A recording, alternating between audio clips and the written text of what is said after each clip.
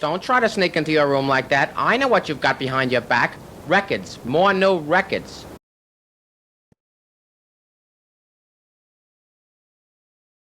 Okay, so Charles, we have had some conversations on my website after I posted a review of some cavitation things, and there are people saying that the water doesn't have a charge and all the things that you claim. You've seen those. Oh yeah, I've seen that a lot, and you and I have shared a lot of technical information about distilled water, deionized water, all sorts of water. Right. And obviously this gentleman next to me here, I thought of you today. Okay.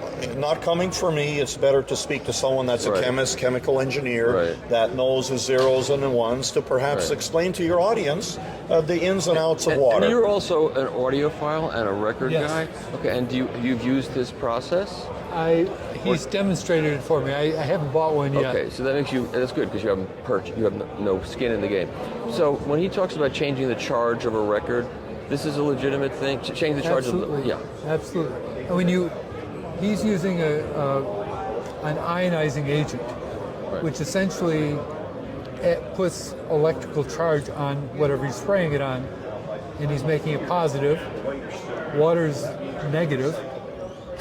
Opposite charges attract. Why is water negative? Because it just is.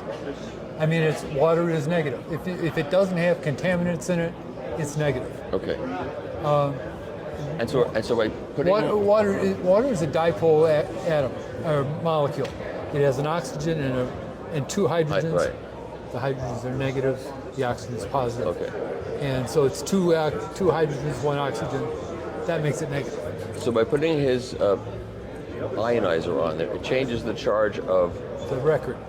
So the water is attracted to the record. Right. But it's not a surfactant. No, it is not. That's the big issue that people. Well, what happens is if the record is negative and vinyl's negative, and the water's negative, then they repel each other because like charges repel. Sure. And because of that, the water, when it gets really close and you want it to get into the grooves, it's getting too close and it's repelling too much, so it doesn't go in the grooves. And that's different than a surfactant. Yes, a surfactant is a chemical that is positive on one side and negative on the other.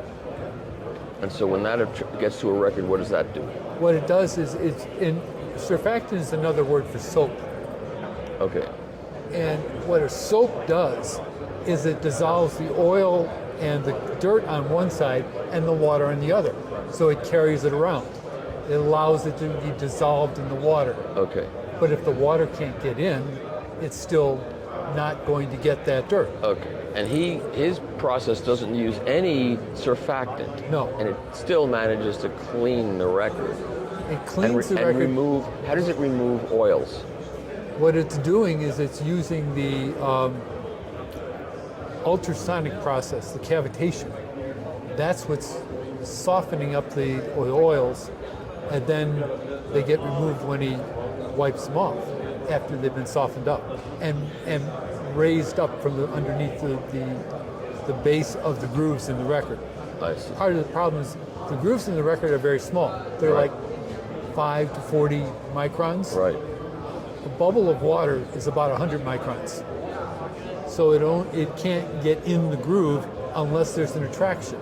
It definitely doesn't get in the groove if they're repelling each other. Right. And just a surfactant is not going to accomplish getting it into the groove. It's not going to accomplish it because the water is still negative. That's right. So that's the big issue. And he beats us over the head over that, and he's correct to beat us over that. And no one else is doing that as far as we know. As far as I know. Right. The other thing he's doing, which I thought was very interesting, is anytime you create waves, and ultrasonic is essentially high-frequency waves. Right.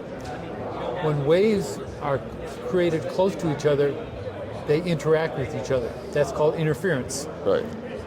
When the waves are in phase, that's, waves are sine waves. Sure, yep. So when they're in phase, then the sine waves add together, and the wave gets twice as strong. But when they're out of phase, 180 degrees out of phase, they cancel each other. It's like sound. And you get nothing. Right.